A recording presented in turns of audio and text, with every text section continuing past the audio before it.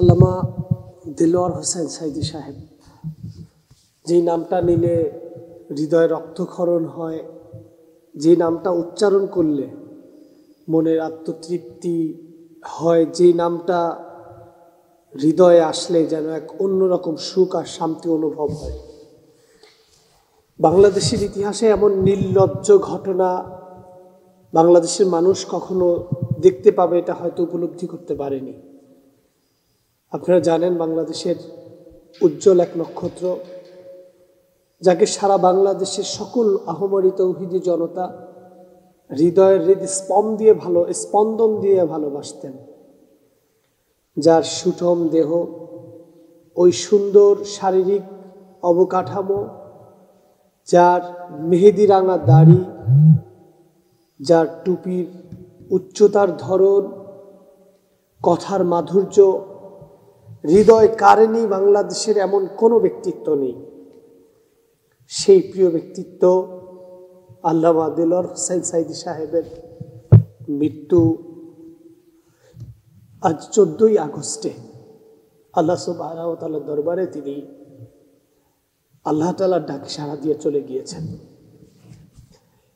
তবে এই মৃত্যু নিয়ে সারা বাংলাদেশের মানুষের এক বড় আক্ষেপ আর অনুভবতা কাজ করছে, এই জন্য যে দেলোয়ার হোসেন সাইদি সাহেব তিনি শুধু একটি নাম নয়, তিনি বাংলাদেশের তাফসীর জগতের একজন ইতিহাস, যাকে এ বাংলাদেশ ভালোবাসতে না পারুক, সম্মানটুকু দিতে পারেনি। তার মৃত্যুসজ্জায় তার আত্মীয় স্বজন, প্রতিবেশী, ভালোবাসার ব্যক্তিত্বগুলোকে কাছে ভিড়তে দেয়নি। যেই মানুষটার সুমধুর কণ্ঠে সেই 2009 সাল থেকে 24 সাল পর্যন্ত টানা 14টা বছর মানুষ এক নীরব নিবৃত্তিতে সময় কাটিয়েছেন। প্রিয় ব্যক্তিত্ব, প্রিয় বন্ধুত্ব, প্রিয় মানুষেরা যারা সোশ্যাল মিডিয়ায় শুনছেন, আমি যখন কথা বলছি আল্লামা দেলোয়ার হোসেন সাইদিকে নিয়ে, আজকে দেখতে দেখতে একটি বছর পার হয়ে গিয়েছে। আমাদের ভালোবাসার স্পন্দন আল্লাহ সুবহানাহু ওয়া তাআলার ডাকে সাড়া দিয়ে ইতিমধ্যেই চলে গিয়েছেন। আজ তার প্রথম মৃত্যুবার্ষিকী।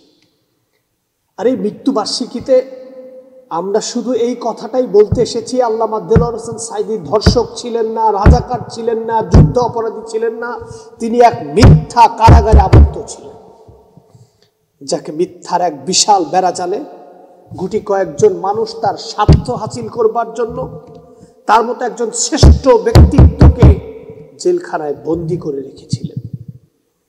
সম্মানিত সুধী, আজকে যেই বৈষম্য বিরোধী ছাত্র আন্দোলন তাদের এক বিপ্লবের মাধ্যমে তারা বাংলাদেশকে এক নতুন উদ্দীপনায় উপস্থাপন করেছে, আল্লামা সাইদি সাহেবের জন্য শত শত তাজা প্রাণ রক্ত ঢেলে দিয়েছিল।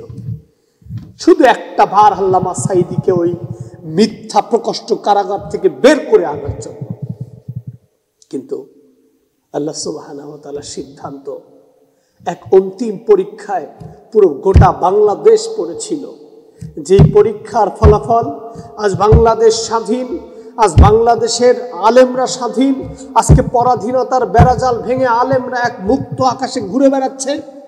ঠিক সেই মুহূর্তে একটি নাম বারবার চোখের সামনে ভেসে আসে, সেটি আল্লামা দেলোয়ার হোসেন সাইদি।